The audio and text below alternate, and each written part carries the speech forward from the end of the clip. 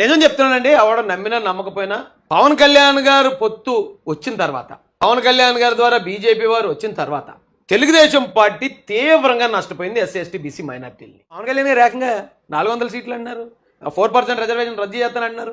ఇవన్నీ చేస్తున్నా ముసు కూర్చున్నాం అనుకోండి, మేము కూడా బానిసనా కొడుకులమే కదా. మరి గ్రూపులన్నింటిలో కూడా మేము అన్నా నువ్వు చెప్పినా కూడా ఇప్పటిదాకా నువ్వు చెప్పావు కాబట్టి మేము కూటమి కొట్టేద్దాం అనుకున్నాం. ఇప్పుడు నువ్వు చెప్పినా సరే మేము మాత్రం జనసేన పార్టీ పోటీ చేసే దగ్గర మేము ఓట్లు వేయము. జనసేన పార్టీ ఎన్ని నియోజకవర్గాలు అయితే పోటీ చేస్తుందో అన్ని నియోజకవర్గాలు మేము అవసరమైతే వైసీపీకి వేసుకుంటాం తప్ప పవన్ కళ్యాణ్ గారికి వెయ్యమని కరాఖండికి చెప్పేశారు మా వాళ్ళు. కానీ పిఠాపురంలో ఆయన నెగ్గాలంటే వర్మ గారి ఆశీస్సులు ఉండాల్సిందే, వర్మ గారికైనా తలంచి దండం పెట్టాల్సిందే. అంటే ఒక నియోజకవర్గంలో ఒక ఎమ్మెల్యే గెలవడానికి ఇంత ఇబ్బంది పడిపోయి ఆయన దానికోసం జబర్దస్త్ టీముల్ని, లేకపోతే మరొక రికార్డింగ్ డ్యాన్స్ టీముల్ని, ఇంకొక సీరియల్ టీముల్ని, హీరోల్ని, ఇంతమందిని ఒక్క మహిళ మీదకి 200% పిఠాపురంలో పవన్ కళ్యాణ్ గారు ఓడిపోవడానికి ఎక్కువ అవకాశం ఉంది.